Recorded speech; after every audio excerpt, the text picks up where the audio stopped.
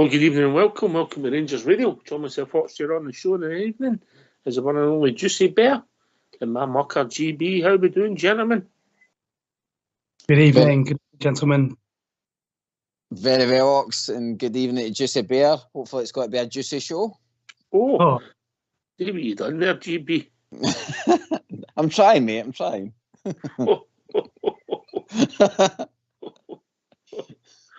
I was just taking a note. GB tried to be funny. Right, okay. How are you, GB? All right? Aye, good, mate. Tuesdays are always a good day to get the road because you're nearly there at the halfway point of the week. So, and the big announcements today again. I seem to come on every show, Ox, and there's big announcements. So I enjoy coming on. How are you, Juicy? How's flat season starting to build up, mate? Flat season starting to build up, huh? Absolutely lovely. That you know I love my racing. Superb. One of my final appearances on the season with your good self and my main man GB. Wow, what a lovely start to the week for me. Yeah, mate. Yeah, your debut season on Rangers Radio. I'm sorry we didn't win so much, but there's better times to come. Yeah, I can feel it in my bones. There's too much to play for. We're not going to stop after one season, are we? Honestly, no chance. We never stopped GB, did we? No, never. It's just that signing on fee, Ox. That's the negotiator. Well, you can get double what you got last year, mate. Take it or leave it. Well, I think I'll sign on, mate. I think I'll keep it. I'll hang around for another year. Double. Double. You could have treble, Juicy. Well, fell off his seat. We could discuss that after the show. You know. No, there's no discussion. It's treble. Take it or leave it. Okay, I'm in. Right, okay. What we're going to do is we're going to hear the Michael Beale interview, yeah? Obviously explaining what happened today. Some people might know and known, but I don't know where they must have been. If they don't know, we'll hear that. Obviously, we'll be talking about what's happening in the club, but we'll also start building up because we have got a game tomorrow night, GP, yeah? Aye, we need to remember. That's funny. The manager that hardly touched on that game tomorrow. Right. The waste of time is doing the interview if you're going to tell us everything. No, right, sorry. Right. Get yourself from mute, and we're going to hear the first part of your interview with Michael Beale. Michael, a big announcement from the club today regarding player departures. How would you sum up the contribution of those that are leaving? Individually, excellent contributions. As a group, we're losing a lot of experience, a lot of quality there. If I go through them, obviously Alan, obviously a Hall of Fame member now, and has been a fantastic servant to the club in two periods, and has had many fantastic moments where he's shown his class as a goalkeeper. Phil Alander, obviously we've not had available for a long time as he struggled with injuries, but when Phil come in, it was a big signing for the club, and the partnership he built alongside Connor Goldson was probably the foundation to the league winning season in 2020-21 when we was invincible, and Phil's been a big loss to us. Scotty Arfield was it pulls on the heartstrings big time because he, as a man, as a person, he's been absolutely fantastic around the place. He's adored by the fans as well, and not only his teammates and the staff. That was a real amicable conversation between the two of us over the last couple of months, ongoing conversation around playing time and around players coming in and how the squad will look and what Scott needs as well moving forward. So a difficult decision to come to, that one, but I think it's right for all parties. Ryan Kent's contribution has been fantastic for the club, certainly in big matches. If you think back in Europe and domestically, this season's not gone the way Ryan would like it to go, but certainly he's been an excellent player for Rangers, a boy that I've known since he was a young boy. And Alfredo, for the outlay to what we got back, he's had an outstanding contribution to the club, European top goal scorer. and was Player of the Year last year as well, before suffering an injury, and he's had a stop-start season. So their contribution to Rangers has been huge. Obviously, with Stephen Davis having the long-term injury, want to help him through his rehab and out the other side and to full fitness, and then a decision will be made by Stephen as to whether he's going to continue playing or not. So that one's separate to those 5. But yeah, it's a sad day in many ways, and I'm sure the fans will show their appreciation to those players tomorrow night in the last home game. They've all given really big contributions to the club. But it's also a sign, obviously, that there's going to be some change in the squad this summer as well. Now that it is confirmed, particularly with Ryan and Alfredo, what stage did that ever get to? Were they offered the chance to stay? How did that process go? No, not in the time I was here. Neither was offered a contract in the time since I come back from November. There may have been some discussions before that with Ross and Gio, but in the time I was here, the relationship I had with the 2 boys, it was important they focused on football. I came in at a time where the team wasn't performing well on the pitch. We parked some of those conversations to earlier this month, and then it was confirmed on our side that we think it's right for all parties to look for something new, and I think the players were in agreement as well. There wasn't, we all seemed to be on the same page. Sometimes things run their course, and I think both boys, it's fair to say, need a new environment, and that hopefully will give them a burst of energy and for them to get back to their best, because I don't think this season's been their best season. And certainly for us, I think in those positions we need to bring some new faces in. And I think over time, when you look back, their contribution to Rangers will be looked upon very fondly. Did your mind change at any point? Because there was at times we'd spoken to you where you seemed keen for possibly Ryan and Alfredo to extend their stay here. Not really, no. My relationship with both boys is super positive.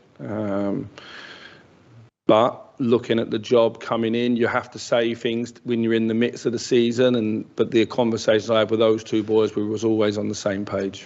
Now that you've obviously got places in the squad to fill, just how excited are you in terms of what you can do with this squad now? Yeah, of course, there are big gaps to fill. But you know, that does give people a fantastic opportunity. A lot of those guys, Alfredo's the only one that we inherited in 2018. The others signed into the project, and they've all been fantastic there for 5, and in Alfredo's case, longer. And have really seen this club move from where it was in 2018 to where it is today, which is a much healthier place. So there'll be important players coming in to fill those roles, and it's important that I give the players coming in no shadows around them. They get the opportunity to come in and be main players, and that's certainly an exciting time for me and the staff, and I'm sure for the fans as well. Well, there you go. It's official, broke today. I don't think it was a surprise to anybody, GB. And we'll take them one at a time, yeah? Get your thoughts. Yeah. Yeah, and Juicy, if that's all right with you, yeah? We'll take them for the one that's news to the club. Well, they come in at the same time. Ryan Kent and Scotty Arfield. So we'll take Ryan Kent first. People might have different opinions on it. We'll start with Juicy. Ryan Kent. Well, first of all, we got him, as you both know, as a loan signing originally from Liverpool. And he was particularly impressive in his first season, wasn't it, Ox? Because if he doesn't perform in the first season, you don't look at making the deal permanent. Of course, then we signed him permanently for 7 million, which is a lot of money for Scottish football. And I think that probably sets a really difficult measuring stick for the boy at that point, because if you're not absolutely banging them in or assisting in his role as a winger, then, you know, to a crazy extent, you're putting yourself under a little bit of pressure. And I know in recent seasons, particularly this season, he's been way, way, way off it, and we can't not acknowledge that. But you've also got to acknowledge what he did to help us get to 55, and particularly the performances in Europe, where you always felt like he was a big game player, and in some of the earlier Old Firm fixtures as well. He was like that big game prize fighter that brought it in those matches. Unfortunately, it did wane, and as I said, we've got to acknowledge that. Ox. But Hit or ultimately, miss. was Hit it or worth? miss for you, Jesse? Hit or miss. Over his piece. Hit or miss. Oh, Over his overall, 5 year. 5 year. overall a hit, but not by much. All right, aye. But you're right that he started off developing youngster. We thought we'd an asset in my hand. GB, you're thinking? I mean, I think it was a good signing, Ox, at the time. He did give us that something that we needed on that left. We gave that attacking threat that we'd been missing for years, Ox. I think we didn't produce a player like that in the team for a long time. I think the 7 million, it was a big price tag, but probably if somebody said to me at the time, if we spend 7 million, will you get 55? Then I would have bitten your hand off for it. So I think his form probably hit at the right point, and during the season of 55, I think that's probably the best personally I've seen him. He seemed focused, especially that Aberdeen game, being composed to get us the win that day. And overall, I would say he's a hit, Ox. Mm-hmm. Yeah, I get Juicy's thoughts, no but much. I think there's 2 Ryan Kents for us.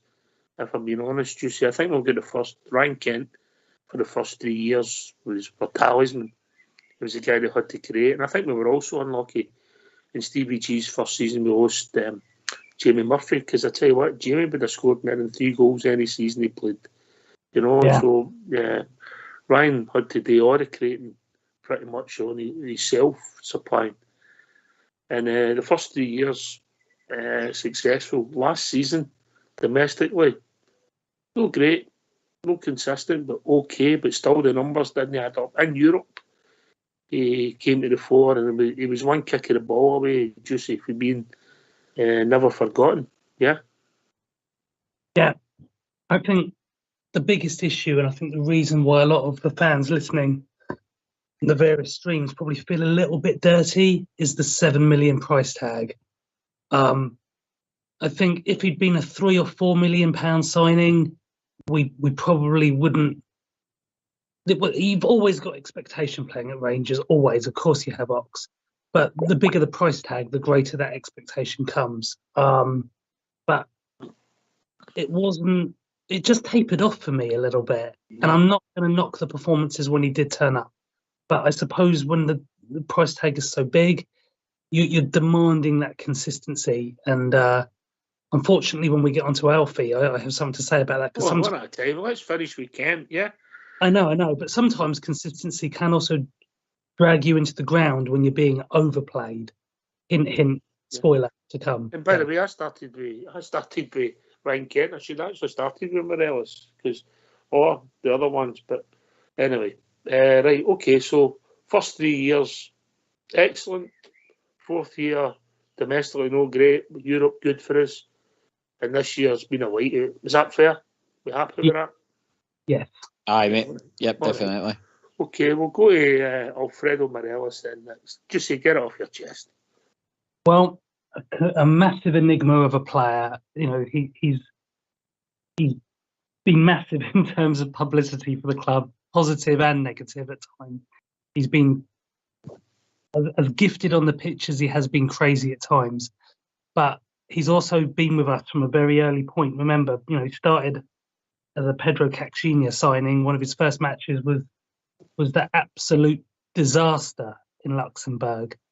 So to say he's where he went from there to scoring goals, qualifying us for knockout stages of the Europa League against Legia Warsaw, matches where we were more hopeful that we would qualify at that stage. Remember, we weren't suddenly thinking, we're going to be in these group stages straight away.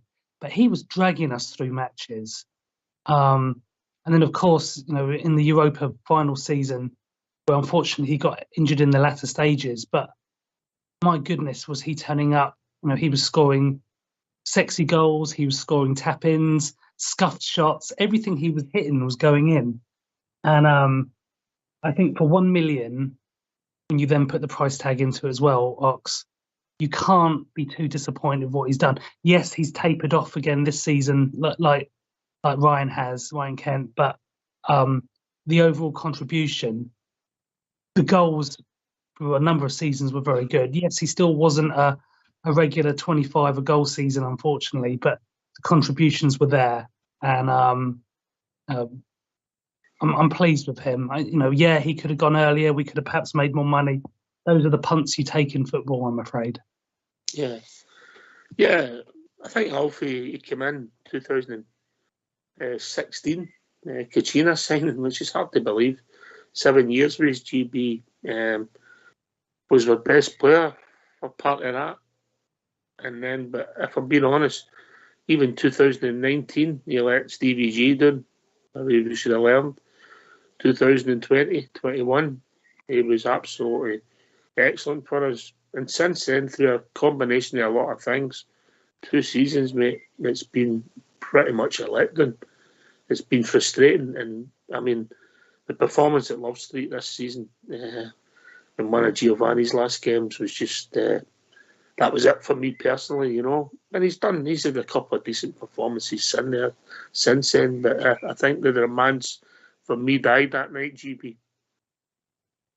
He has been a frustrating player for me, Ox. The whole European campaign stuff and scoring domestically against other teams, big tick box, no problem with that at all. But when it's came up against the likes of Celtic, and like you says, the stupid altercations that he's had in certain games with players, getting himself sent off, no, he's ain't doing it a lot of the time. But like you says, there's that 2021 season was probably his peak, and I don't know if he just got swept away in the hype of that season as well, thinking he was better than what he was, because that's when the money was getting thrown about, saying that he was this, that, and the next thing. And I think after that, Ox, I think he just felt as though he was bigger than the club and he wanted away elsewhere, and that's where the attitude started coming in there. The kind of letting down.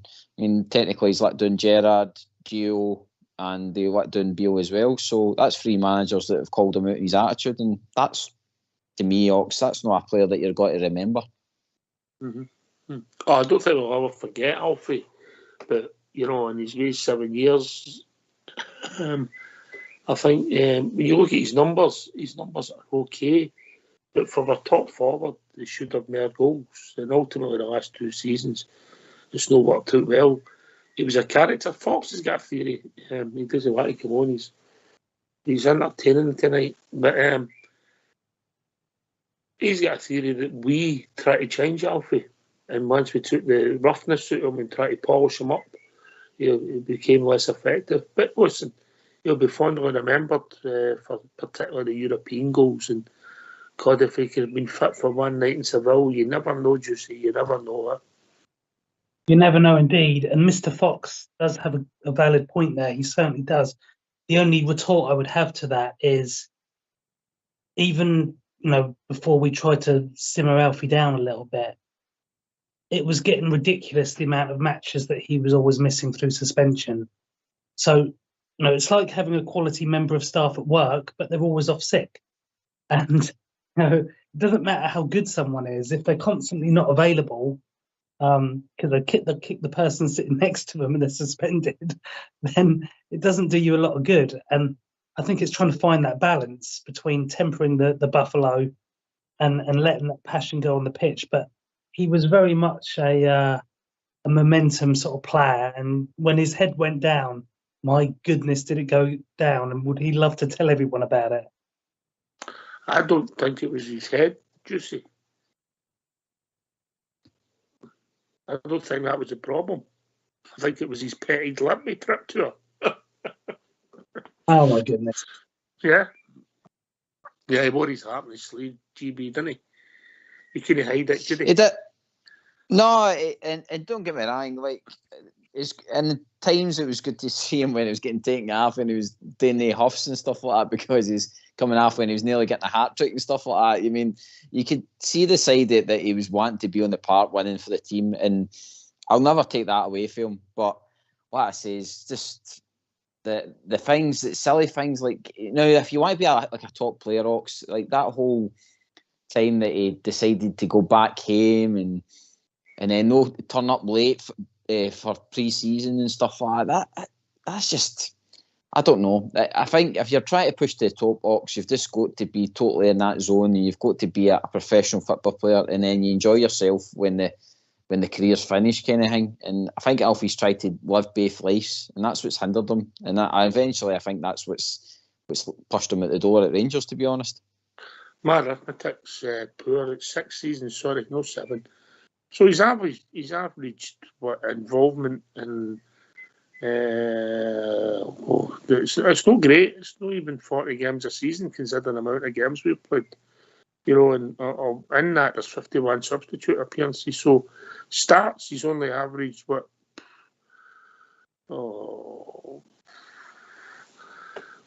just about 35 games a season. He started, in all competitions. Which isn't great. His best one was 2018-19. Where he started 45 games for us. Since then, 37, 38, 39, and 22 this season with 22 substitute appearances. And his goal returns, it's pretty decent. It's per starts, it's more than 1 every 2 games. Yeah, considering a centre forward that doesn't take penalties. But listen, I think it's best for both parties. We have to move on. It's the end of an era. Aye. I think just the one last thing, that I think the biggest thing, see when you look at his career at Rangers, he's not been clinical against the mob across the city. He's never been that striker that he scored 3 times as many goals against Celtic as Chris Boyd did.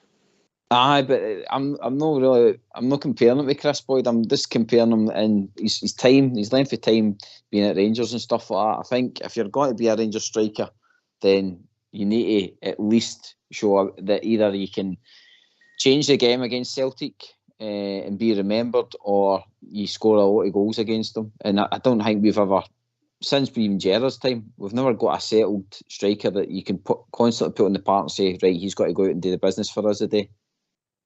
I mean, if you look at, no comparing sides or anything like that, but if you look across how they've done their strikers, each one of their strikers has always come in and had an impact against us. And I think, like I says, when we go to look for this new striker, we're hoping that this new guy will come in and it'll be a thorn in their side.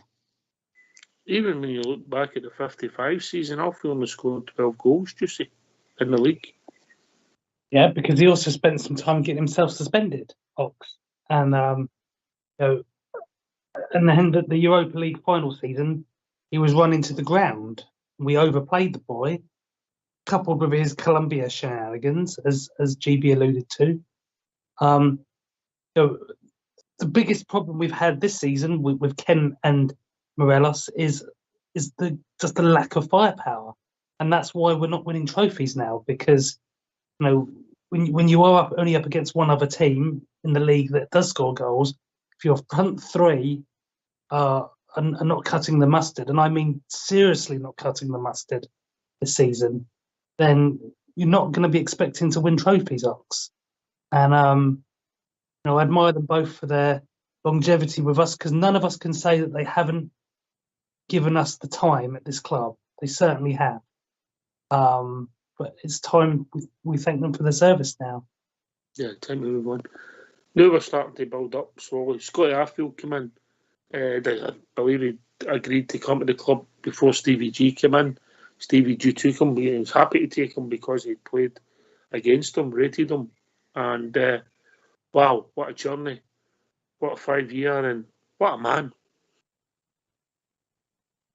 GB. Just that salute, Oxwell. Again, this is what I'm talking about. Characters that you always remember. Guys that you want to go down and put the name in the back of your shirt. I mean, it's Scotty Arfield just epitomised the kind of Rangers fan into it. Lived the dream. And that is one of the kind of sore ones. The manager touched on it, that it could be selfish and keep him, but in the bigger picture, it wasn't what's best for the player, and it wasn't what's best for the club. So Aye, it is the right decision, but it's with a heavy heart because Scotty Arfield, every time he came on and put that shirt on, by God, did he try. I mean, what I says, that 19-20 season, that last game at Ibrox when he was playing against Scott Brownfoot, trying to win that ball, that just showed the passion that he wanted to win for that team. I think Scotty, particularly when we started off Tuesday under Gerrard, he was one of our leaders on the pitch, and I think it's just hands of time that I've caught up with Scotty. Nothing to do with his attitude, his fitness, or his ability. It's just the legs have gone, mate, and it happens to us all. I remember a couple of weeks ago it happened to me. But he's come in and he's played similar numbers against the Alfie, 146 starts, 85 substitute, and he scored 43 goals. And his most successful season was his first season where he got 11 league goals, which is up there with my centre forwards. This season he still managed to chip in 9, and I don't think we'll ever forget him for 2 goals in about a minute against Aberdeen up at Pittodrie, But Scotty Arfield, the man, we do salute him just here. We certainly do, and I think he's established himself as a cult figure, really. And as GB said, I think there's a lot of fans of the 5 that have gone. He's probably the one that some fans would certainly have said would have been worthy of staying for another season. But you've got to look at it realistically. His last two seasons, he's not really been a starter. He's always been really well thought of as an impact sub, and not least this season against Aberdeen, which was just crazy, those 2 goals. But there was a part of me that wanted him to stay just as some kind of sort of transition. We know there's going to be a lot of players coming in still, because regardless of the 5 that are going, there's still going to be some players under contract that are going to go as well. I mean, that's almost for sure. And you just feel like you want a few of those kind of boys staying in, because he was the player who he knew what it was all about. And that's what I liked about him. Passionate player. You knew he was good for a rib in the dressing room as well. And that's the kind of thing that will be missed a little bit, and someone else will need to pick up that mantle. But the goals, look at the goals he was scoring, and it was an excellent contribution. But you're right about the legs, Ox, and I think that's why the manager's called time on it. We can't have the sentiment here. We've got to keep growing and developing this team. Yeah, I mean, the last 3 seasons, league games, he's only started 36. And listen, if you were getting out contracts for a year for somebody we like, somebody you want to keep about the club, somebody who speaks well for us, somebody we want to throw in as a substitute, occasionally you'd give Scotty Arfield a contract for another year, but there's no room for sentiment. So listen, he goes with my best wishes, GB, and I said it before and I'll say it again, Scotty, we salute you. Well said, Oxford. Aye, like it says, he'll always be a fan's favourite, and he'll always be welcome back at Rangers, mate. All right. So we move on to Stephen Davis. What a sad end to such a magnificent career, and what a footballer, what a man, and one of the most consistent players we've ever had a pleasure to watch over 2 spells. GB. Again, another player that epitomises the Rangers family. Ox, he's just, the caps that he's had for his international career, the trophy haul that he's had at Rangers, and even at the age he was at when he was running that midfield at times. I mean, we couldn't believe it. He was getting still man of the match performances. Ox, it's again, that injury in December was just. It was a rubbish way for him to kind of go out. I don't understand really, Ox, where the statement's saying. Are they keeping him on till he's better and then they're going to look at it, or are they saying that once I think that as a responsible employee of a football club, I think when they want to make sure that if he does move on with his career, i.e. coaching or he wants to try and get a year's contract somewhere else, they will support him through his rehabilitation. Right, I think it's good. important that you treat people right so that you become a club that players go to because you know you've got a good reputation. I think it's the right thing to do, GB. Oh, 100%. Ox. No, I wasn't too sure whether they were saying that come the end of his rehabilitation that they were looking to extend his contract or whatever. But no, I mean, again, hopefully that gives Stephen Davis time to think about what he wants to do with his future. There might be a place still at Rangers for him, which I would be the moon at, because I think we need guys like Cam, especially with experience, Ox, running about the club. But again, what a servant, Ox. I mean, again, Steven Gerrard's time, he was a big mainstay player for him. And 55, I think he was, again, I would probably say that's probably the best I've seen Stephen Davis as well. Oh, I think in his first term, he was a top footballer just here. Oh, just such a smooth operator on the ball, Fox. And he's been with us for like Alan McGregor over 2 periods, and what a massive contributor. Okay, he's had to modify his style a little bit, as when he was with us for the second time. You could see he'd obviously aged a bit, but look at through his career, captain of Southampton, captain of Northern Ireland, Captain of Rangers. Remember, he was our skipper when we were in the admin, yes. Absolutely. And a really phenomenal career individually and for the clubs and his national team as well. And whatever he wants to do next, I'm pleased the club are supporting him. And if he wants a coaching role to some degree at our club, that would be fantastic. I would suggest his career's probably over as a Rangers player in terms of on the pitch, but maybe it would be lovely to see him have 1 or 2 appearances in pre-season, because you don't want him to finish with the way he has done without putting on the top one more time. And that is a little bit of sentiment coming out there for me in contradiction to what I was just saying about Sentimental FC. But I think as far as appearances go in the main season, I think his career is sadly over. Well, there's no room for sentiment, because when he contacted us, I told him we wouldn't get in the Rangers Radio 5-a-side team. You've got to move on, GB, you know what I mean? Agreed. Maybe that'll be his third spell loan, Ox. I mean, it's unbelievable. He's had 2 loan spells at Rangers. It's crazy. I just think that I've always said that what he's done in football for Northern Ireland with his caps and our club, our 2 spells. I know we'll get a testimonial for Alan, but I genuinely believe there should be Northern Ireland versus a Rangers select, and it should be for the choice of Stephen Davis's charities at Ibrox Stadium. I genuinely believe that. What a man! What a footballer! What a player! Again, well said, Ox. Like I says, again, a guy will always be welcome back, and like I says, hopefully there's still a future there that we can progress him in his coaching career at Ibrox, because what a guy to learn for if you're in that youth team. Yeah, and then we move on to number 1, Alan McGregor. There's been the discussion about who's the greatest ever goalie. Alan, even the fact that he maybe gets talked about by other people's favourites is a great compliment to him. 2 spells with the club. I could never understand at the peak of his powers how certain big clubs in England never came to him when he left us. He come back, and some of his performances were superb. Last year, domestically, was poor.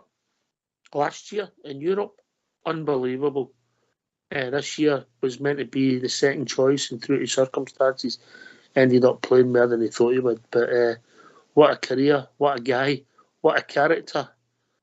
And he always kept busy off the park. GB. I like that bit at the end. Yes, he did like the headlines, Alan. Great goalkeeper. I mean, just the thing I like about players that get like testimonials and that, Ox and legends and stuff like that you call them, is that you always, when you say their name, there's moments that pop into your head about them. And none bigger than that save against Samaras, you know what I mean, to probably push us to the title. You know what I mean, I think that one just jumps right out to me all the time, every time you think about Alan McGregor. And like I says, that during the 55 season, the home game that was maybe was alluded in, the save against Griffiths, you know what I mean, just unbelievable. Like I says, a fantastic goalkeeper. And it is a shame it's coming at an end, because it will be hard pushed to produce another goalkeeper like that out of our academy. Yeah, magnificent shot stopper. Magnificent. One of the best I've ever seen.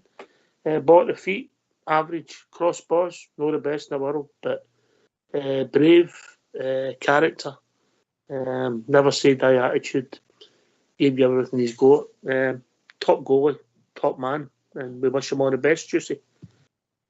100% we do. And there's just so many moments in terms of ridiculously good saves, and that's why he's up there in the conversation with the greatest goalies at our club. And the Werder Bremen save, the first time we got to the UEFA Cup final, en route to that, some of them defied the ability of a goalkeeper to pull off such a thing, and that's why him and Goran were up in that level together, in my opinion, and a lot of other fans as well. And coupled with his personality as well, and some of his off the field exploits, you know, he was that kind of guy that you just thought, I'd love to have a drink with this man, because the stories that he could probably tell you. And I think, you know, going to sort of Rangers functions in the future, if he's there as a guest, you'd love to listen to what he's got to say. And whatever he decides to do, you know, he'll have all of our support. What a guy. For a goalie, GB was a regular scorer, eh? Oh, he knew how to put the ball in the net, as they say.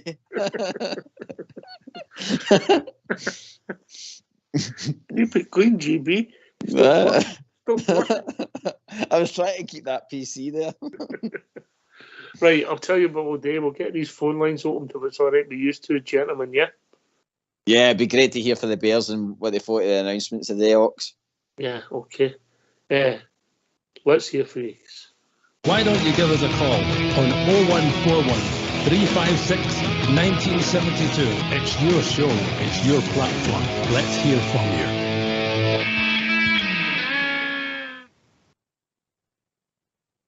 Yeah, it wasn't the only announcement today. Obviously, Malky Thompson's left our club, and we wish him all the best for the future, yeah? Malky came on the show and spoke to us in the past, and we thank him for that.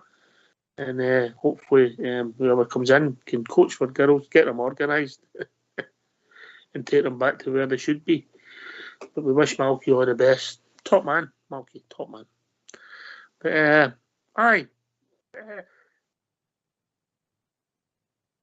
it's a day that it's a mixed. It's a funny day because it's the end of an era. These guys, you know, when I looked at them, and Phil Hollander as well, we never mentioned Phil. You know, I mean, he's hardly kicked a ball in 2 years. What a top man. Top man, yeah. And we missed him for 2 years. Sorry, I just said something that's not right there. Malky's went back to work with the academy, so I hope everything goes all right for him. But we wish him all the best in his new role. Phil Hollander, we missed him in the last couple of years. GB.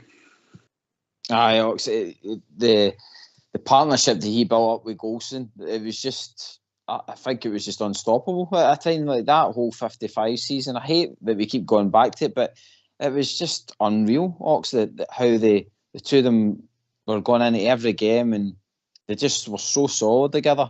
I think you've even touched on it, that Phil was probably the better defender. He could read the game better and stuff like that. And just like I see some of the defensive displays that Phil put on for us in Europe as well.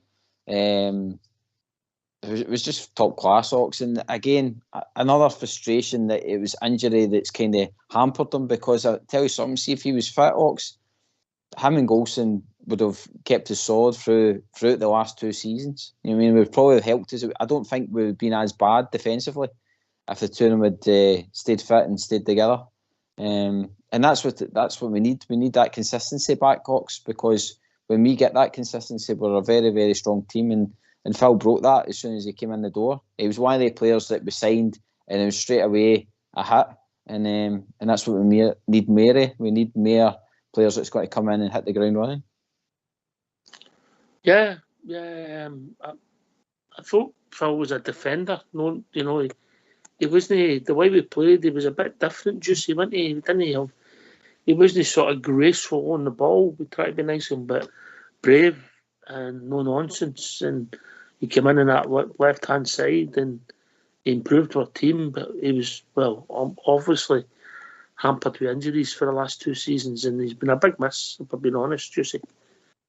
He's a great example of how cruel sport can be, whatever the profession, but particularly in football, where injuries can just put you out for so long. And then he came back, and he got injured in his very first match back. I mean, it's you talk about unlucky and how unlucky we've been with injuries this season. That's probably by far the most unlucky that one could be, Ox. But he was a man's man. He was a tough guy defender, but he also had that ability to score goals as well. Not least an Old Firm winning goal, which is excellent. But he always was a threat, from set plays, and he was a quality signing from a Serie A club. Players from the top leagues coming to Scotland is doesn't always work out, and sometimes the pressure can get to him. But he was a classy player. We took a punt with him. We get 4 seasons. We get 60. We only get 60 appearances from him. You talk about value for money. You just look at that side. If you look at that side, it's no what took Juicy, but we know that when he was fit in the 55 season, even though he only played 21 games that season, mate, he only started 21 games in the league. Yeah, but overall, we knew that season he gave you everything he got, but he's just one of these guys with injuries, isn't he? It's just no what took for him. Yeah, it's sad when you break down those stats, but in terms of the first season, oh my goodness, look at the numbers there. And I hope he can find another club, because you don't want his career to end this way. You want him to be able to play, maybe it won't be a high level with a team that's playing in Europe, but just give the guy an opportunity to play again. And I really hope he can get back to some kind of competitive level. Yeah. If you actually look at all the players, apart from Alan McGregor, Stephen Davis last season, fine. Didn't start that many games for his GB, but in the last 2 seasons, if you take these players, they've no start. Apart from Alan, they've hardly started many games for us, mate. Pound for pound, it's no works, and maybe there's a learning curve in there. Yeah, probably the biggest one, Ox, is when it gets into that final year of the contract, we've got to weigh it totally up and see if it's worthwhile going again with them, and if it's no, then we've got to make sure we try and get them at the door. It's a hard thing to do, but again, when the price is right, we've got to. Yeah, I don't think we're getting any money for any of them at their age and that. No, but in hindsight, because I've said for the record, I could see the logic against Stevie Davis, Scotty Arfield, and Alan McGregor extensions for a year. Has it worked? Yes or no, GB? No, so obviously. Yep. No. What's your thoughts, Juicy?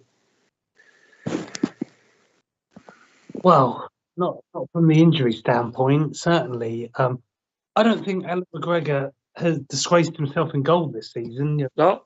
You look at any season, a goalkeeper will always make occasional errors. Unfortunately, as a team across the piece, we've been far too leaky. But that's not been down to Alan McGregor alone this season. We've conceded a lot of cheap goals through defensive errors from what was a constantly changing back four at the beginning of the season. But I don't think McGregor was poor in his final season. we're just sad that he didn't get that big sort of departure, happy sort of sign off, which we would have had if he'd retired after the cup final last season. But sometimes you take punts. You give players another season, and you hope that they'll capture the glory that they've had previously, and it doesn't always pay off. Sometimes people can stay a little bit too long, and unfortunately, with our bigger money players like Roy Kent and an Alfie, who, although we got value for money with his, the money we paid, we all know that we had an opportunity to make some money on him a couple of years ago, which didn't happen. Which obviously, when you look back on that, you think, should have taken that opportunity. Yeah. So many people. Sorry to interrupt. So many people really did want Alfie to stay back then. So I don't think we look back on too much. You never want to lose your best players at the time, but there might be a time where, say, Harlan, GB, there'll be a release clause in his contract, and he'll leave Man City for pastures new. Yeah. He will, mate, because again, it's a merry-go-round. As soon as you've done everything you can at a club, then nowadays most players will start looking elsewhere. They'll look to the new challenge and stuff like that. And I think, to be honest, Docs, that's our probably top players like, say, Alfie and Ken. I think that's what's harmed, Docs. I think they've just become stale and they're needing a new challenge. And the likes of Allen and stuff like that, I think they were hoping that the re-signings, Scotty and stuff like that, would have just... If the signings had worked out, if our signings had worked out in the summer, then they would have been good backups in the likes of league games where we needed them to come on and see out a game and stuff like that. But unfortunately, we tried to go the full season with them starting games consistently, and it was just inevitable. That's what happened, didn't it? I think it's became a mistake. In hindsight. That's all. We took a punt and it never worked, you see. Yeah. Because Stephen Davis got injured, and if he would have played another dozen more games, and you'd have been beginning to say, I'd be done it as during for a transition period, but because of the injury, because Alan ended up the number one instead of the backup, because John had lost his confidence a bit, that's made it's became a mistake. But I think that's a mistake in hindsight. Of course, and this is. In all the years we've been Rangers fans, guys, this is our unluckiest season ever in terms of injuries. And when you're trying to compete for trophies, league cup competitions, and European competitions, you need the best players that you have available. You need the squad available. But we've been decimated this season, regardless of what we were trying to compete for.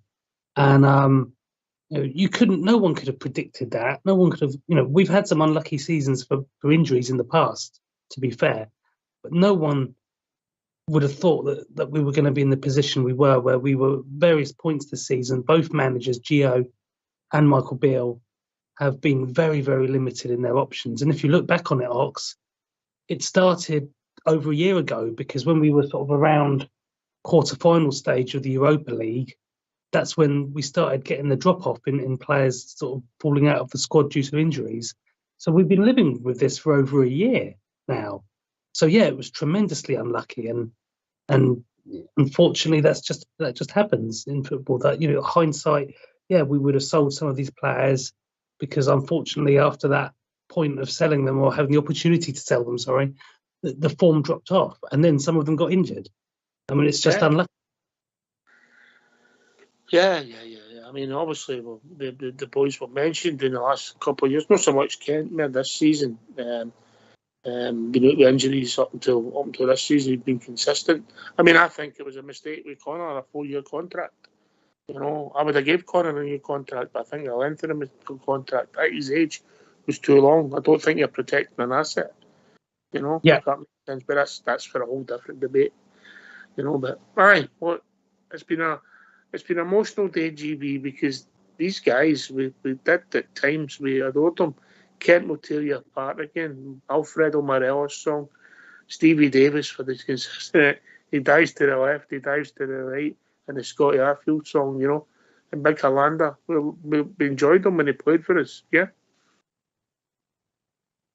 Aye, Ox. Each one had their own kind of folk song, and like I says, everybody kind of had their favourite and stuff like that, and they gave everything, Ox. I'll give them that. So, like, if you were rating them, who was your favourite beer in? oh, good question. I would say just purely air time because I've grew up with him. It's Alan McGregor for me. All right, I don't think Alan's ever grew up. Juicy. Yeah, absolutely. Alan McGregor, in terms of the longevity over the two periods and the fact that he brought it almost every single season, and the coupled with the personality and the leadership at the back, and he would never hold back on the pitch, and he was very commanding, absolutely individually insane moments of brilliance, as we've already discussed, and he didn't throw the toys out to the extent of some other outfield players, and he was always the man's man on the pitch, and one that so many probably looked up to in the dressing room, I would think. You know what I'm going to say, GB, didn't you? Right. Is it a midfielder, possibly? Maybe.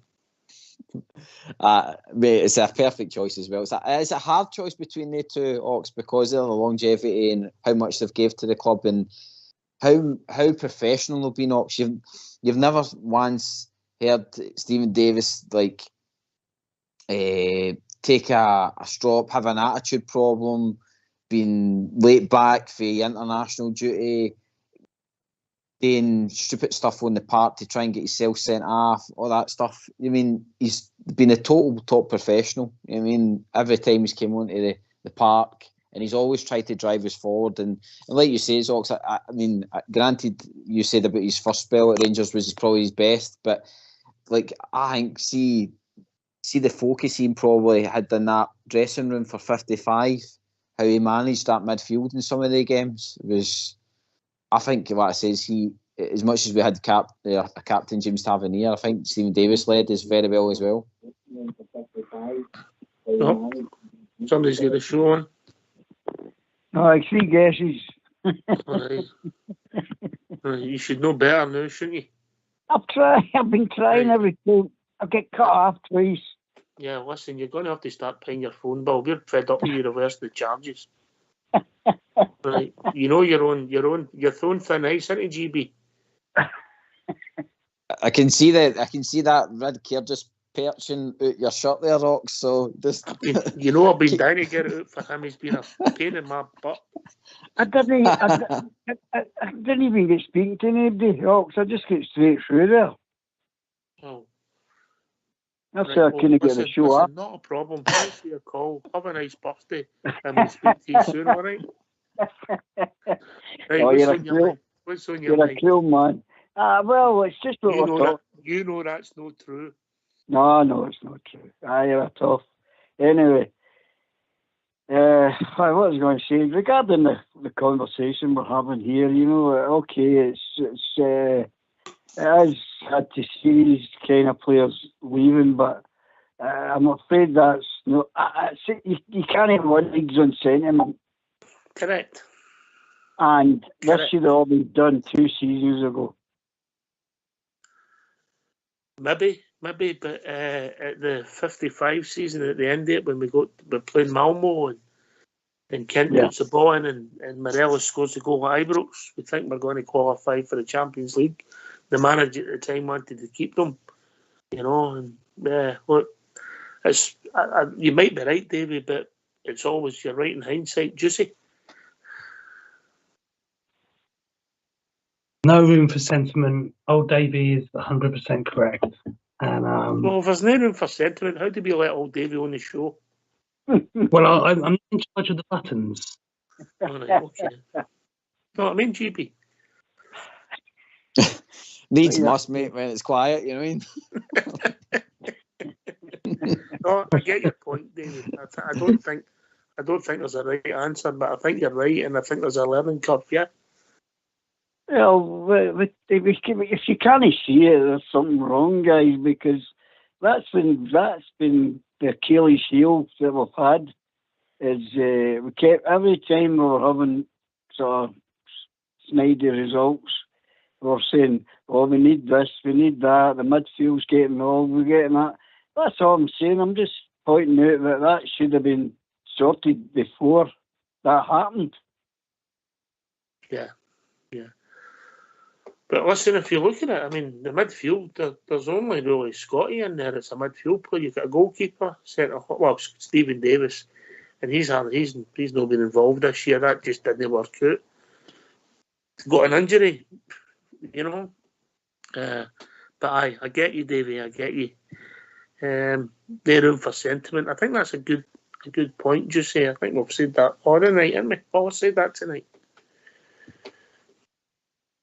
And almost all of these players have given us a number of years, and which is actually far longer, to be fair, than a lot of players give a lot of clubs these days. Some of them may have stayed a little bit longer than, as we said, than maybe they should have done. But we all have to appreciate the commitment that's been given to the club, and you want them all to perform amazingly every season. And sometimes that just doesn't happen. But we will always, forever, be grateful for their contributions when they were doing the business. And we're always going to give any player that plays for our club, the utmost support. And of course, then until they go on the downturn, and then we give them pelters.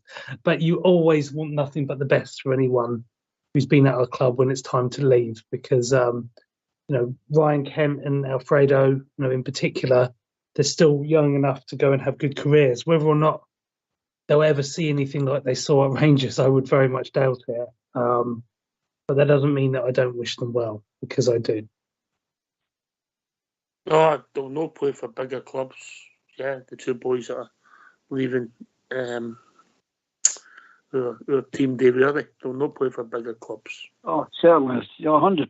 You're 100%. And another point I think we've got to take into consideration is before Gerrard came, that's 3 managers we've got through in that space of time.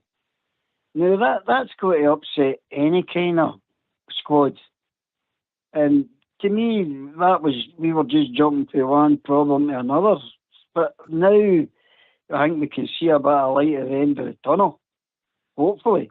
And as a lot of guys have said continuously on the show, we have got to get this one right.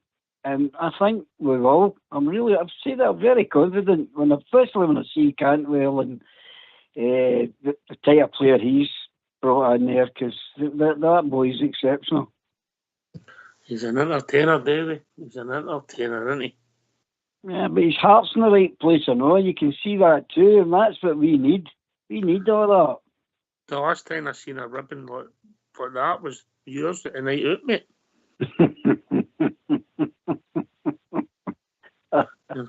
Oh, God. Where's Stevie and Suicide to help me out here? They might be about. You never know. They might phone in, mate. They might phone in because of the game and whatever. Couple of stars. The Londoners never forgave you for last week's comment, mate. Right, okay. Right, get yourself a mute. It's that time of the evening, and we're going to have a tune.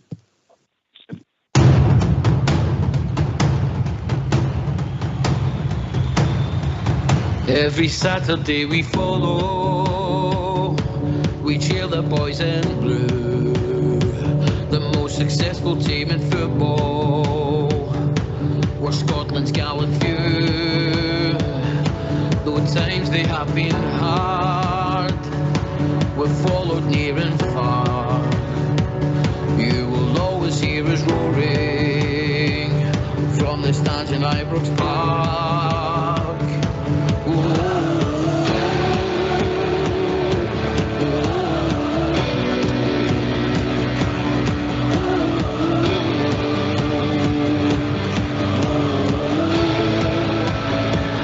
Every Saturday we follow to cheer the boys in blue, the most successful team in football. Well, Scotland's got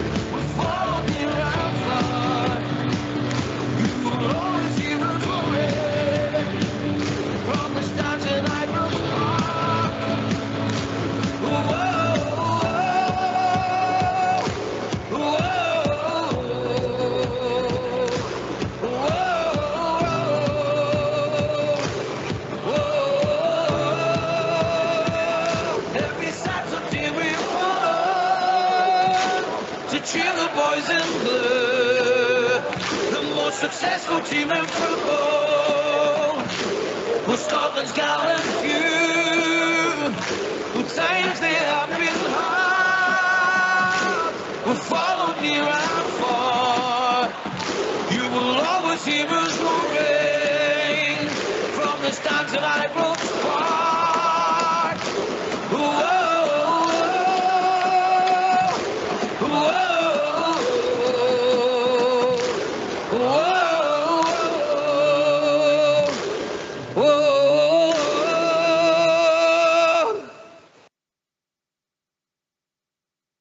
Why don't you give us a call on 0141 356 1972. It's your show, it's your platform. Let's hear from you. Right, okay. We all back, gentlemen? And Davey? Yep. I'm here.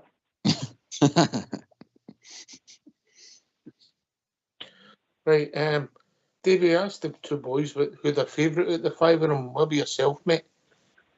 That's a hard one. My favourite out of the five, well, I've actually got two. I know that. Maltesers and Rebels. No, well, you could have three there. My favourite would be Steve Davis. My favourite. Maybe because he's the oldest. No, he might not be the oldest. He ain't the oldest, is he? No, I think McGregor's the oldest, isn't he? Who's the other one you want to mention? Well, it's got to be wee Scotty. You know, the guys, that's what you pay to go and see, and he delivers it and he gives you everything, he leaves everything out in the park. And that's what we've really missed, that as players that can do that. There's a lot of people. We were playing with 9 men. Best part of this season. That's my opinion. Big games, aye. Oh, definitely. And you can't win now with that kind of, setup. So hopefully now that'll all change. All right. I'll tell you what we're going to do now. We're going to just, if you're listening to MixLR, we're going to continue the show. It's going to go down for about 30 seconds. Just stick with us. We'll be right back. There's a technical hitch, and the boys are on it, and we'll sort it. Right. I'll tell you what we're going to do now. We'll have got a game tomorrow night, but this is a big story for us. We're going to hear the second part of Michael Beale's interview, yeah? Yeah. And then we'll see what he's going to see, if that's all right with you, GB Juicy. All good, mate, all good. All right. Let's hear from our gaffer, Michael Beale. Does that rebuild officially start tomorrow then? I think I've seen some quotes from you saying that there may be a new signing at Ibrox for the game tomorrow night. Yeah, listen, it's been starting, in the background for the last 2 or 3 months, if I'm honest, but certainly you'll start to see some announcements now. I think it was right we did it in this way, that we got to where we were in the season. We have games to play, we still have 2 to play, but it's important that we allow the fans to show appreciation to their players, because there's some names in there that the fans hold close to them. So it's important we got to the right time to do it. And yeah, once this has been done, that certainly allows us the opportunity to announce some exciting new players coming into the building. John McLaughlin and Scott Wright still under contract, I believe. Are they open to offers now, or are these 2 players who you see as part of your squad for next season? Listen, there's a few players in the squad that I'll have conversations with and have had conversations about their future, but I wouldn't pick those 2 names out as specific ones. I just think that there's other players in the squad that want to know where their future lies around minutes this season and around where I see them in the grander scheme of things. So, it wouldn't be right to name certain names. In terms of Scott Arfield, you said it tugged on the heartstrings. He's a very popular person. Was there any way at all where at any point you thought, I really need to keep Scott? Only selfishly on my part, but then you have to live the reality of it. And he's a key player and he gives a lot of energy to the building and his teammates, but he needs to feel that he's obviously going to be involved and play from the start or have a significant involvement, and I can't promise him that. In terms of the game tomorrow night, how many of these players who are leaving can you see starting or featuring?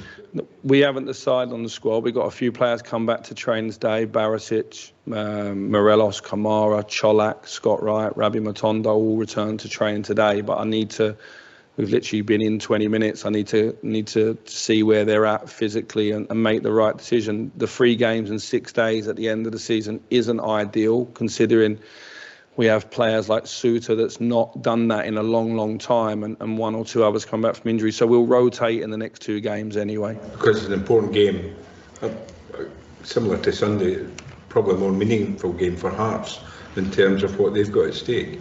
Yeah, but if you start naming those players and they go in the team, I don't think anyone can argue whether Rangers are stronger or weaker. We was missing 12 or 13 players at the weekend and put on a really strong performance. I was delighted with the team.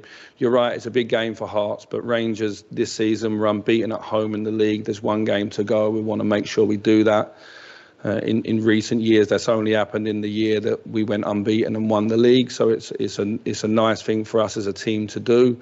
It's our last game in front of our home fans that have supported us through thick and thin this season. They were there again in numbers at the weekend, and we're happy with the team's display. And it's important we keep going. I'll pick a team with the right energy, with the players I feel that are in the right place, the right energy. It'll be a strong team, and we're looking to win the game. Michael, you confirmed 5 going today. Have you got a ballpark number of others who may be moved on? No, because I'm manager of a football team, and some people have got to be, otherwise I've got no one to coach, have I? So no, I think that there's no ballpark number.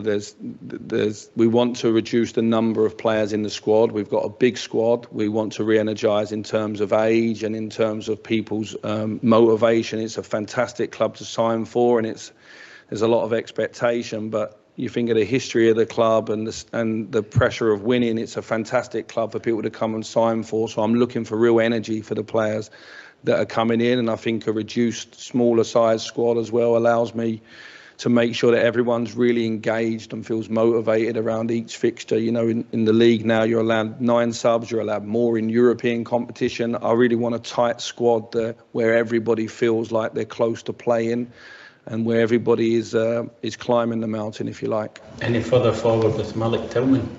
No, I spoke to Malik afterwards. The conversation between the 2 clubs is still ongoing. I think there's a call planned for after the weekend between the 2, but it was nice to see Malik at the weekend and obviously win another award for fine contribution he's made this season. Michael, in terms of the strikers that have played for Rangers over the years, who do you think Morelos sits?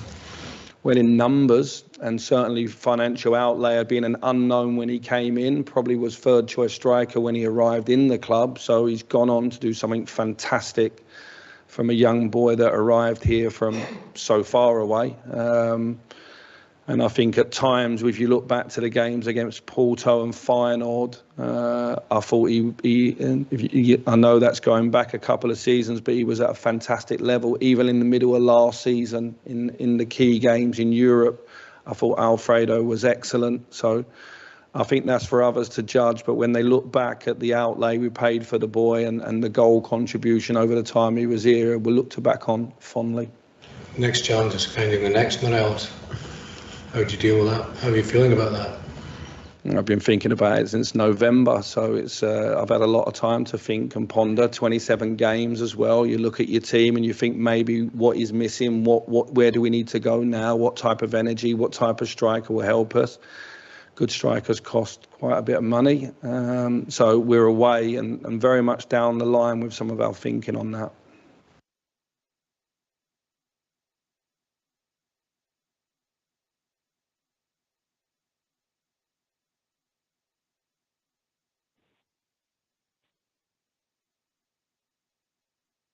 All back, gentlemen? Aye, I'm All here. back, bud? Aye, well, listen, you try to get dragged into who others going to leave. You just need to wait, because you've got to wait and see if people come, and people get offers, people get contracts. I think that's not the end of the people leaving the club.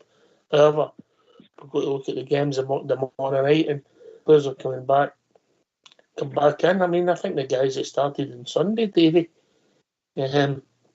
done myself no harm. I mean, we're coming to the end of the season. couple of games, then they're on holiday by Saturday night, isn't they? I definitely 100% agree. Well, regarding the game on Sunday there, I mean, that just should give a wee bit, everybody some more confidence. As I was saying, look like he had to pick from.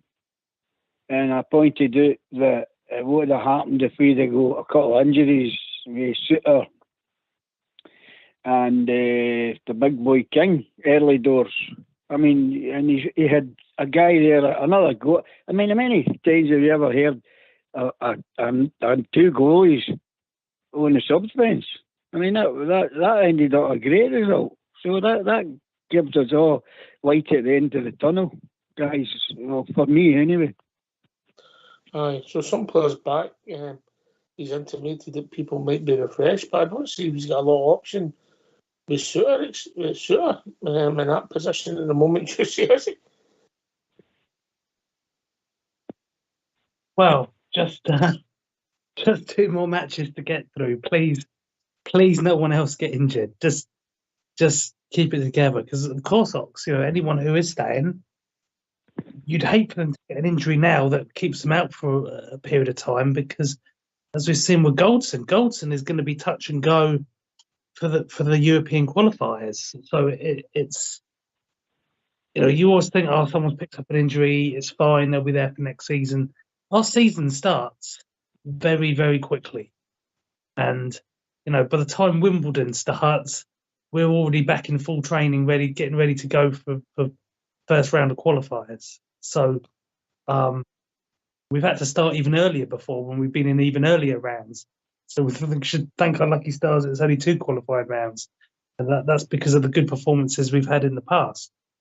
So yeah, goodness, just get through these 2 matches, stay healthy, particularly your guys like Suter, who've looked really good since they've come back, and just keep it going. And I really like what we've seen in the last few matches. I know the pressure's off. Some fans will go, oh, they don't matter. Every match matters playing for Rangers. I don't care if you're paying for a packet of pork scratchings and an iron brew. We still want them to win. That's a combination you don't get a lot. Port scratchings and an iron brew. GB, yeah? It's no one I've heard before. No. But I do like it. I do like it. It's a juicy saying. I like that. That's the way it goes. I like the juicy sayings. How do you see he's lining up tomorrow night? Similar team to Sunday, GB?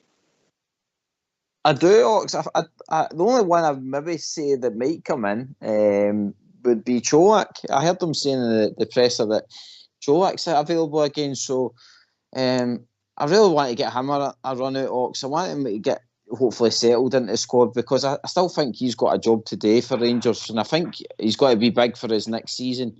Depending on what striker that Beale gets, like I say, Cholak's got to be, like I say, very important, since we are going to be kind of sorting strikers and options.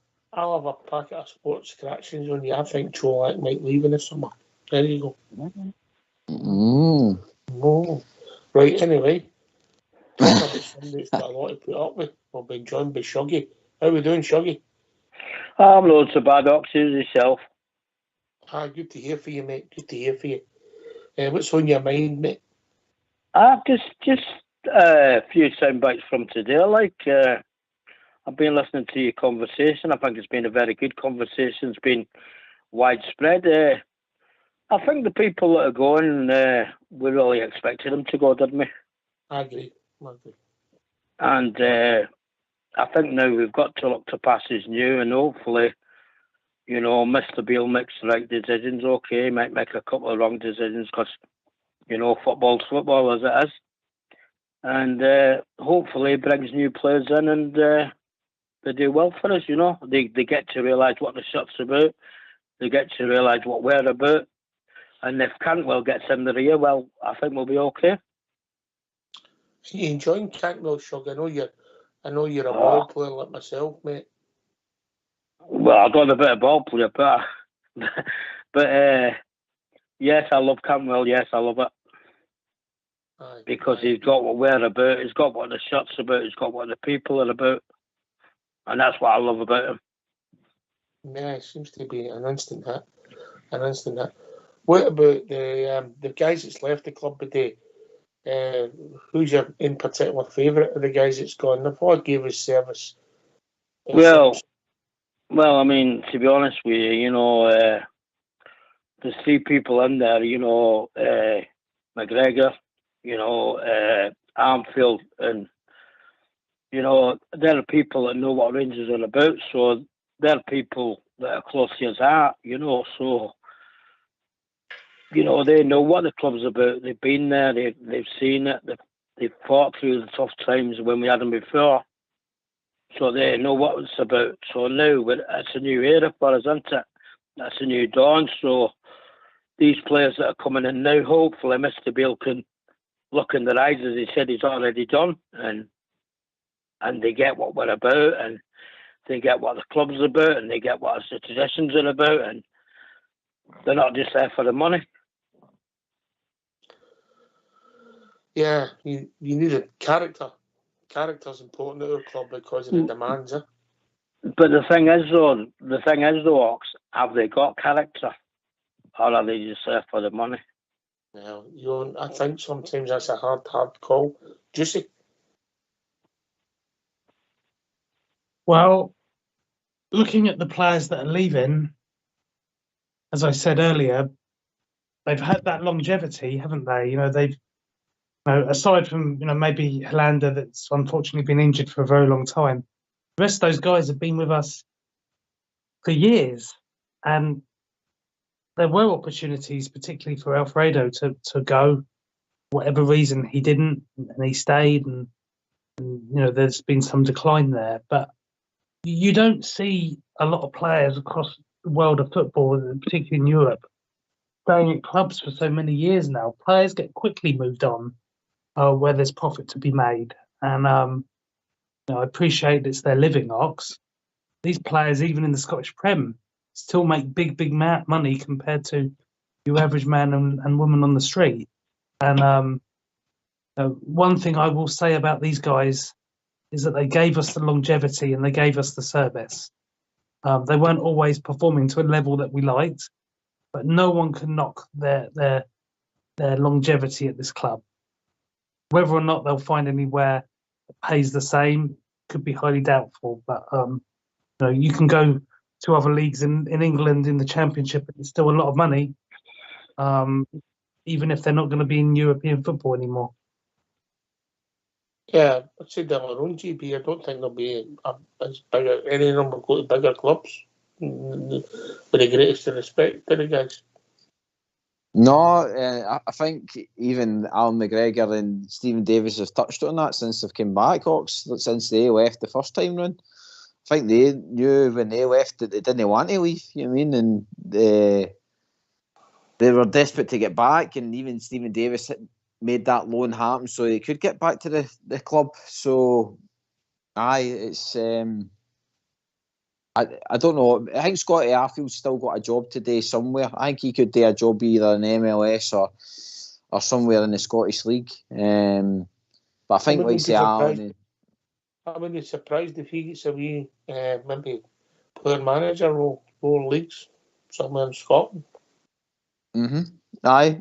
Also, I think what it says, he's doing his coaching badges and stuff like that. So there's no...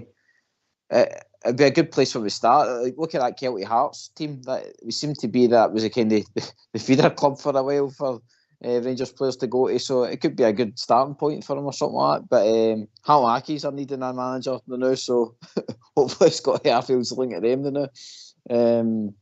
But Ox, I think that they're still.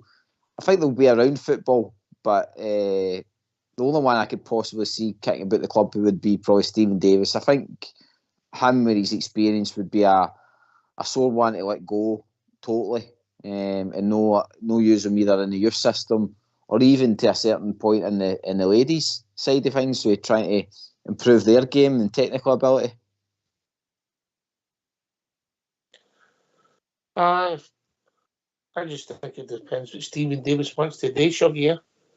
I mean, with the amount of caps and his pedigree in the game, it's up to him with his career move, isn't it?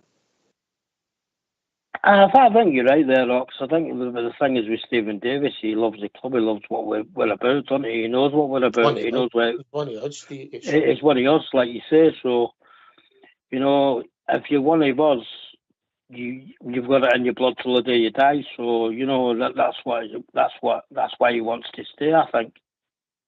You know, and then if he branches out after, you know, if he has a couple of years at Rangers doing the coaching or whatever he does, he can branch out. He can say, well, I've given my time at Rangers. I'll move on now, you know, and try and make a wee bit more money for his family or whatever the case may be. But Steve Davis is Steve Davis, and, you know, he's one of us, so say anymore. You don't need to say anymore, do you? No. What's the team going to be tomorrow night, David? Well, I picked up on what he was talking about with Suter coming back, and he's not used to being playing in all that Sunday, Wednesday, and at the weekend.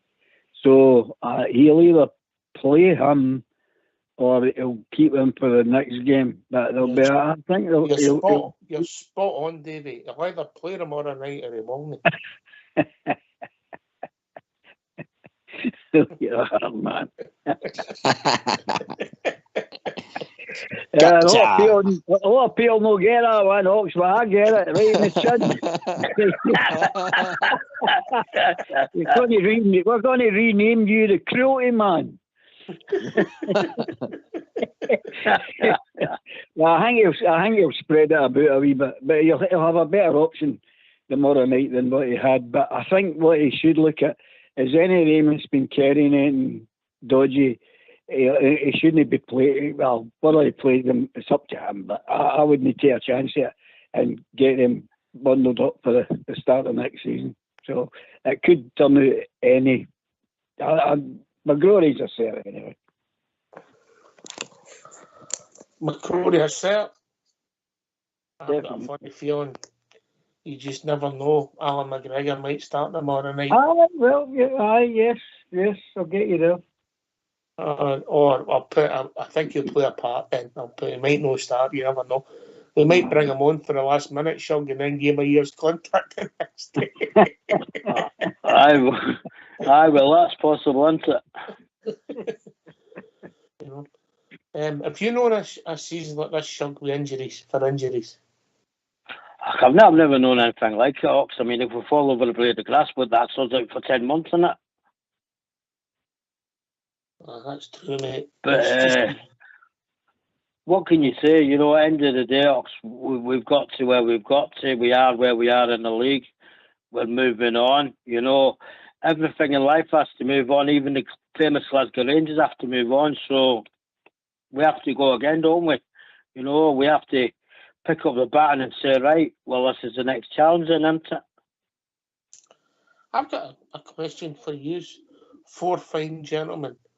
You know, but you'll get different vintage. You'll get modern men like myself and yourself, Shug, and young GB. Then you get Juicy, and then you get Davey, who's back to just after the war. The Civil War, Confederate. So when obviously when you're a young guy growing up, you're a bit more attached to individual players. Who was the guy that left the club that hurt you the most? Who was the guy that was upset you the most? Juicy Bear. Oh, there's so many to choose from. I think I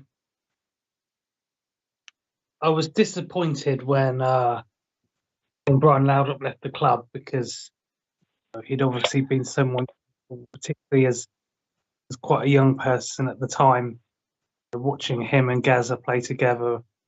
It was such a ridiculously good team we had at that time period.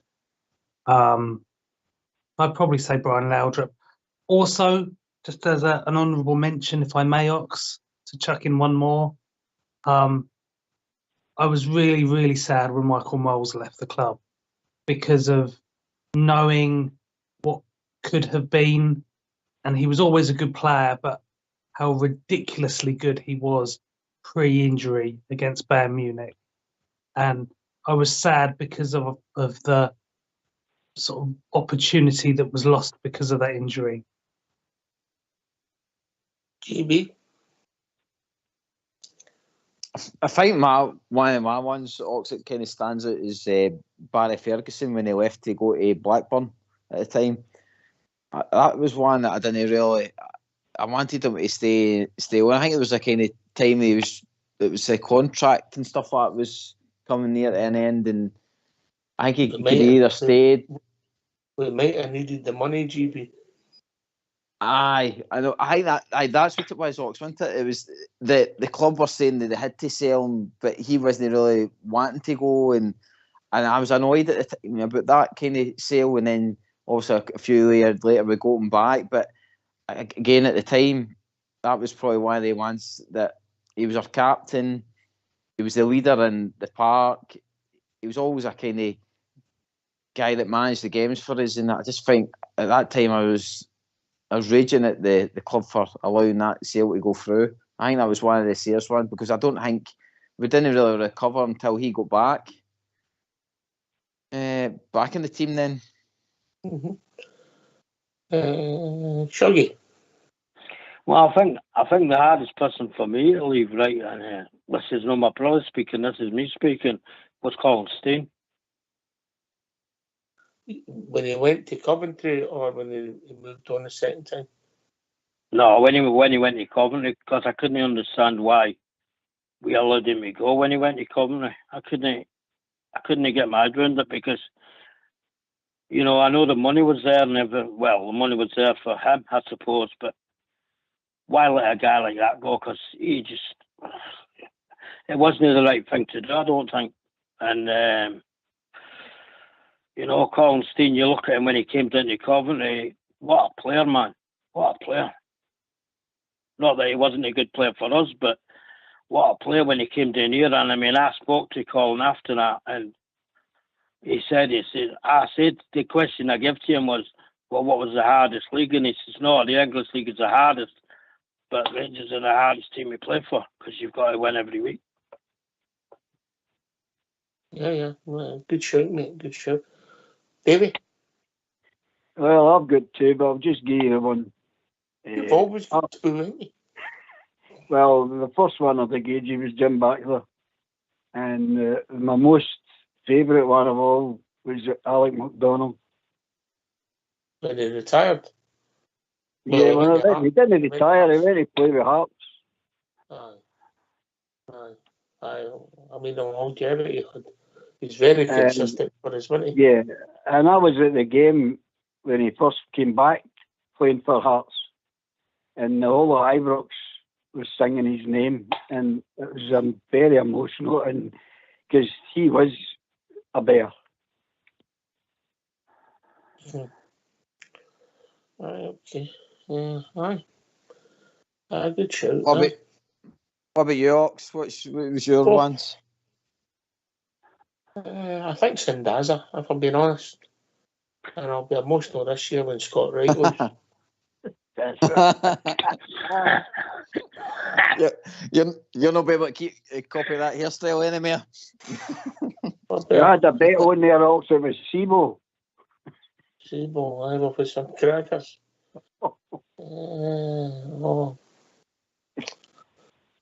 Try to think. Returned for size, never returned for injury. Yeah, I don't think the team recovered for a couple of seasons. There you go. There's a big shout, Shuggy. Well, don't forget Kachina, will you? Kachina. Oh, well. How he got your job, I don't know, mate. I don't know. Aye, interesting times. Michael Beale, since he's come in, Juicy, we were 9 points behind. We're now 8 points behind. So we want to win these last two games just for a wee bit of momentum, innit?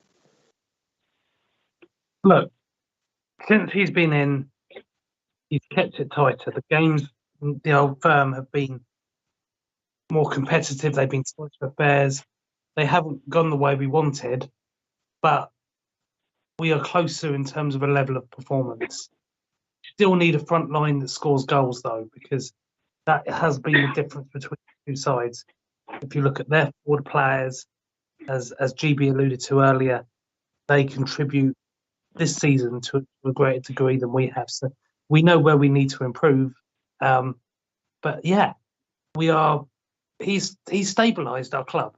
He has stabilised the club, and so we know that we're still going to be judged, and the manager will be judged on the Old Firm matches.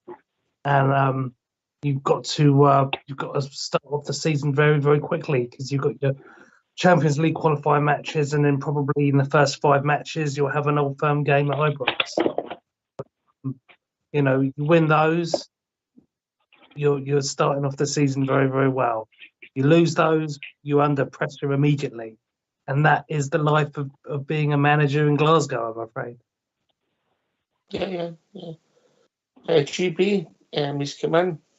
He's going to do it his way now. When it's going to be his squad, his team quite quickly.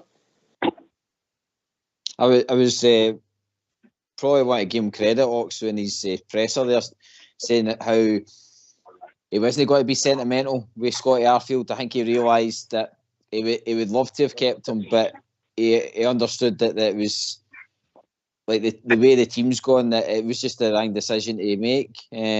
So that shows you that he's thinking about the team rather than the individual.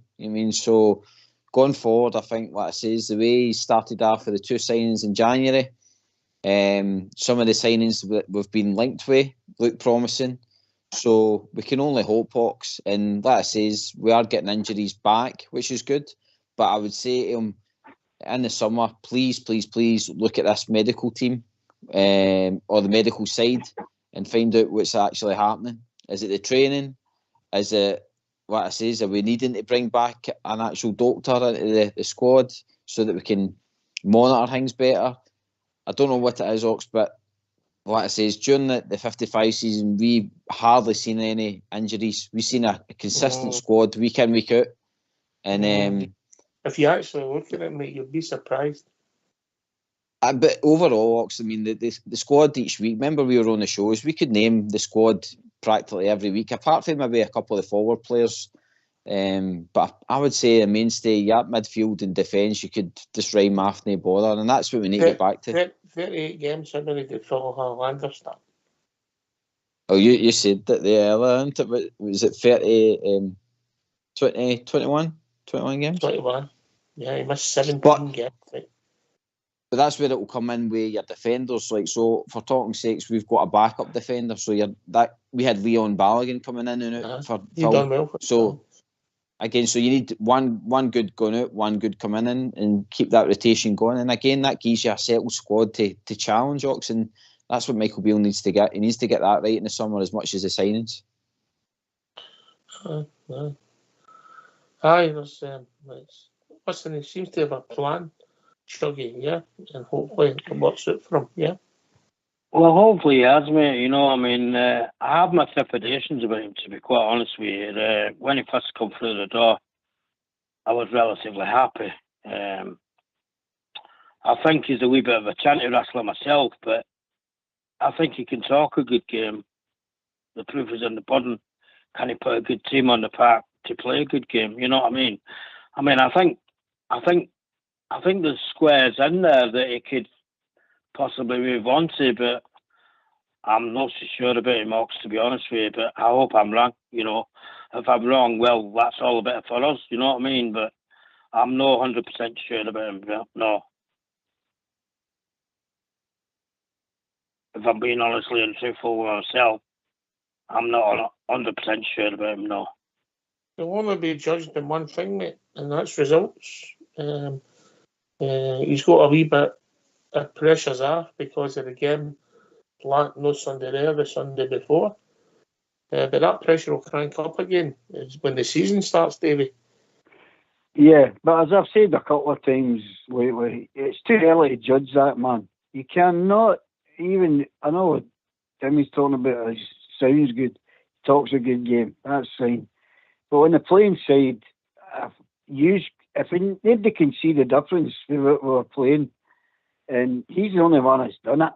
And he's been limited, as I've said, a lot of times he's been playing there with 9 men. So you can't criticise him at all at this moment. Once he starts playing, brings in what he's going to bring in, see how it pans out, and then ask us that question, and then you'll be able to get a better answer. Can I just ask you something else? Something I picked up on earlier when I was listening. Did you say the ladies' manager had left? He's no longer the manager, yeah. Is he left or is he bulleted? Well, I think I'll get it exactly, mate. I'll get it exactly, so I'll make sure I'm right. So I read it out, yeah. Yeah, well, the reason why I'm asking is because they've got a cup final at the weekend. I think that's a bit brutal. Yeah, it'll be after I believe his role as a head coach following Sunday's Scottish Cup final and return his position within the club's academy. Yeah, that's what's happening, yeah. Yeah, that clarifies that. Thank you very much. You all right, Davey? Yeah? Yes, that's spot on. You're a man of knowledge. I've always said that. Don't know about that. Just can read. Juicy bear. Oh, well, it's not for me to question another person's thought process or knowledge, Oxford. Right, okay. Well, Big Shooter. Are we starting to like Big Shooter, Shuggy? Then GB?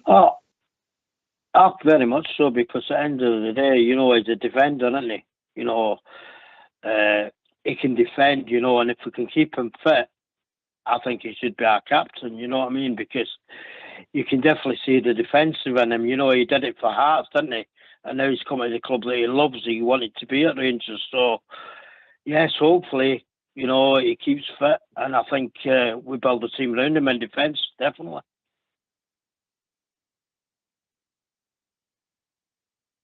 GB. He's becoming a very important player very quickly, Ox. If Conor Golson doesn't start getting these wee niggly injuries sorted out, because that's been a couple of them now. Was it calf, thigh, and now it's a foot injury and stuff like that. So he is starting to pick up the injuries, Conor. So Big Suter will be, what I say, the more experienced defender in that back line. So he's got to be very important going forward into next season. And the way he's playing, Ox, he's surprised me. I honestly thought that coming for Hearts, they would be a kind of average defender, but he is up there. I mean, that says the way he played against Celtic and the way he played at the weekend there, you can't fault him. He's got something about him. And what I says, I think, do you know what's funny, Ox? As much as everybody criticised Ross Wilson, some of these signings now are starting to come to fruition, because look at Ridvan as well at the weekend. He had a good game as well. I mean, that's two signings. Granted, we never had them at the start of the season, but they're showing some promise now. Juicy, then Davey. I think Suter, as the guys were just saying there regarding his time at Hearts, along with Goldson, he had the best stats for passing it out of defence and his balls out of defence, his long passing. We're starting to see that now with us, and it's exquisite to watch. And let's not beat the guy up for one mistake at Parkhead, which is always a difficult venue anyway. The guy's looking good, and he just needed that sustained run of games, which he's getting towards the end of the season, which is fantastic. And I think, as old Davey was trying to say earlier, which you hammered him over, Ox, I think out of the next two games, I think Suter will play one of them, or at least start one of them, because he doesn't want to run him into the ground. But very, very impressed, and he could well be a future captain of this club. If he proves his fitness in the pre-season, going into the next season, he's going to be a mainstay, no doubt. And old Davey was 100% spot on. He'll either play tomorrow night or he won't. Correct, Davey? Yeah, definitely. You just need to look at the games. If you look at how long he's been out, this should tell you maybe, and I think maybe they pushed him back too quick, because this is what happens. I think it was against Livingston, and everybody said, "Oh, he doesn't look good," and the boy shouldn't have been playing that day, and that knocked him back to where he went. So for think I've lost you. Oh, No, you're still there, Davey. You're still there, Davey. Ground control to Major Tom. Aye, no, I think that boy's good. As we've all said, I think that the time he's been out, hopefully, whatever he was, what injury it was, is behind him now. Because he definitely got what it takes.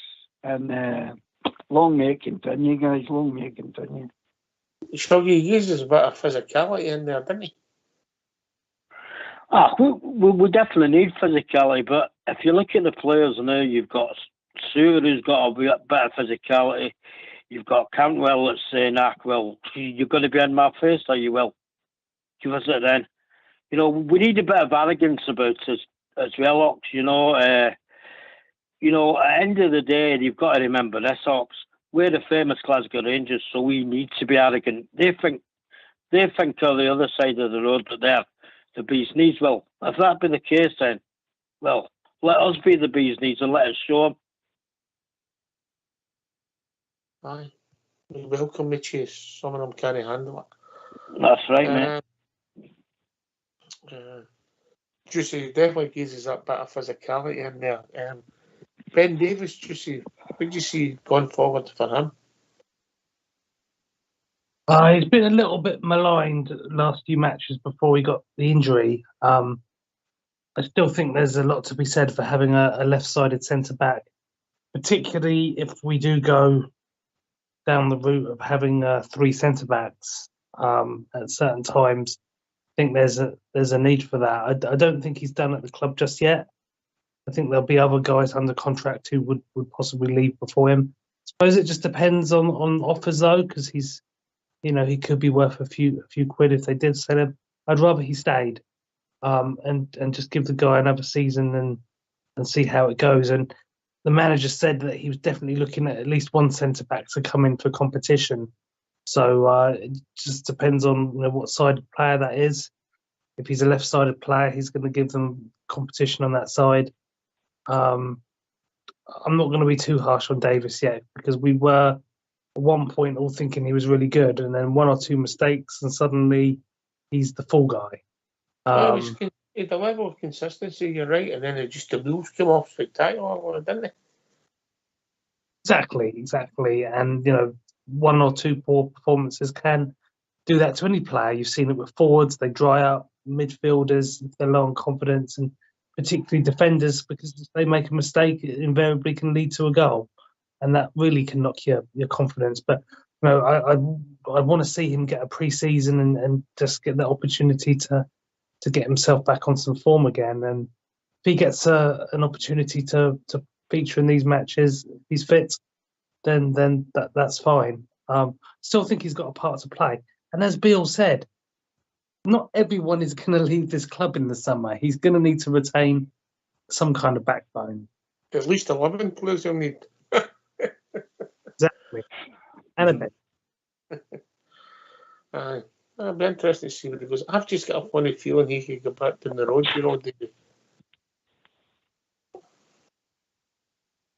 Oxford, the homegrown thing and stuff like that's going to be very valuable. I mean, to the clubs down there. I mean, and he is like we said, he is kind of consistent. Apart from the kind of couple of shockers he's had with us, but overall, I mean, for a championship club or something like that, he would do a good job. And like I says, there's money to spend in there, isn't there? Take your money, but would you take your money back and move on, JB? Aye, well, maybe a wee million added on the top of it if I could. But I would. If we can get the money back and reinvest it in the squad, that would be lovely. Yes. What do you think, Davey? I think he'd be a good squad player. I think all as Rangers supporters tend to be overcritical. If you want to pick up on what he done, it's always all what he done against Celtic and all these other ones that stick out. But I mean, if you want to be critical of performances, you just need to look at Morelos and Kent. So they weren't getting that well, people were making a point over it, but I mean that guy Davis has had a couple of Snyders, but that doesn't make you a bad player. No. You know what it's like with your performance, David. Well, don't you ask your wife, Janice? You know, but it'd be interesting, but in a real interesting time, Shuggy. You know, there's going to be players and there's going to be people announced, and they're talking about tomorrow. First sight. Aye, well, at the end of the day, Ox, you know, personally myself, I would like to see Davis move on because I don't think he's good enough for us. But you know, that's just a personal thing.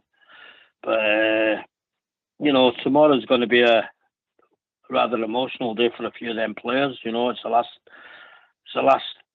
round up for a lot of them. So you know, if you plays them and a bit of emotional because some of them players care and they know what we're about. So, like I say, it's going to be emotional for them. But like I say, we have to move to passes new, and let's do it, and let's get back where we'll rightfully belong. You know, let's get back to being number one because I'm sick of them being number where they are at the minute. So let us get back to number one where we belong. That's the main issue at the end of the day. It's not about who's leaving. All right, it's about who's coming in. They've gone. They've had their time at Rangers. They've done what they've done for us. Thank you very much. Right, move on. Come on. Let's climb the ladder. Let's climb the ladder again, if you know what I mean. Time for new heroes, Shug. Oh, too right, as. Time for new heroes, aye. Who do you think the new signing? I know you're all on that social media, GB. Who's the new signing tomorrow? I think it's that Kieran Dow, is it? The boy for Norwich. Boy for Norwich, aye. I think that's Aye, going to your be the man prediction? that's got to get named. I'll go with that, mate. I'm going with it. I'll that do a your Southside bet on it. I'm Do a Southside bet. I'm hearing rumours. Juicy bit. It's going to be John Eustace. Oh, you can slip them in. You can slip them in. Yeah. Ian Black's coming back. Yeah. That's what I'm hearing. But aye. I don't like the fact. You all right there, Juicy? I wouldn't want to speculate on any of those potential names you just mentioned. Who are you thinking it's going to be? Well, there was talk about the boy from MLS. Could be the Norwich guy. I've got to say, I'm not overly enamoured with the thoughts on the guy from Norwich, but I trust in the manager. The last boy from Norwich certainly worked out. My only problem was that this one, he's had quite a few injuries, and I'm just nervous about signing people with historical injury records based on everything that we've said tonight and all through this season. So it doesn't really get me too excited on the old moist meter, but we'll see what happens. I have to give him the benefit of the doubt. I'm not going to shoot someone down before they've even started, but I would suggest it will be one of those two.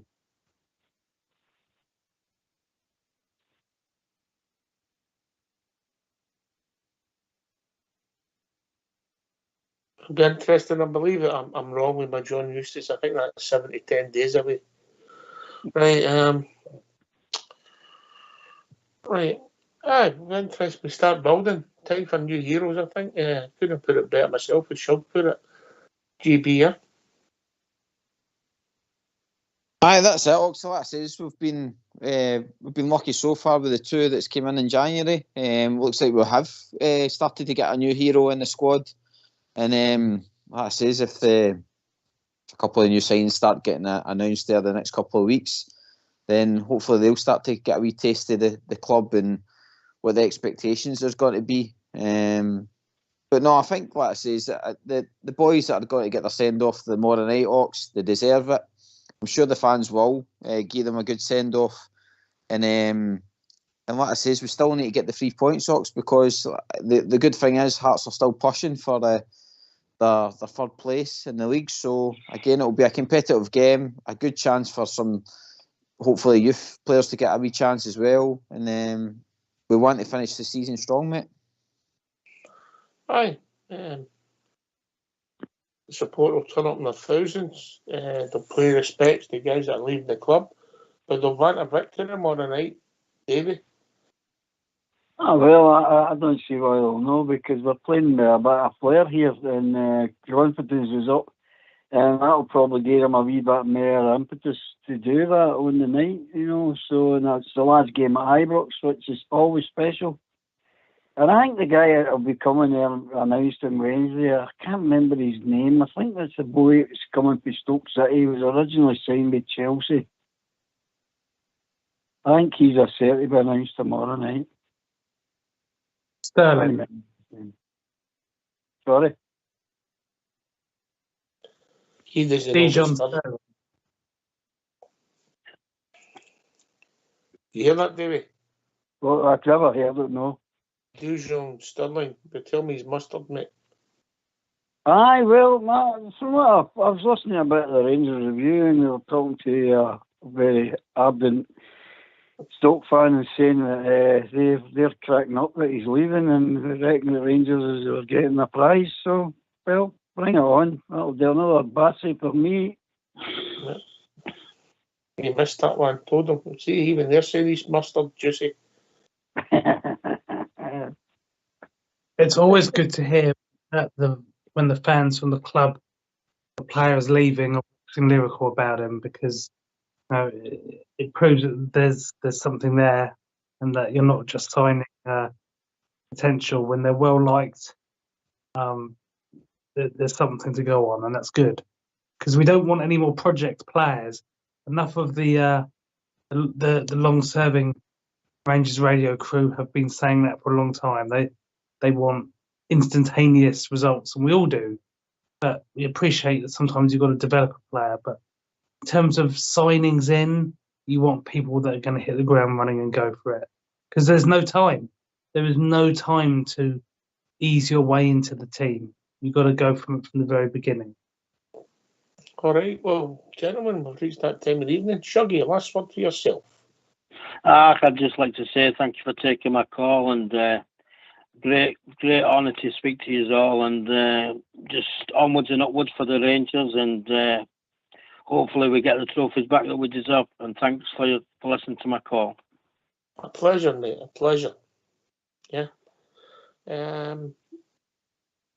Davy.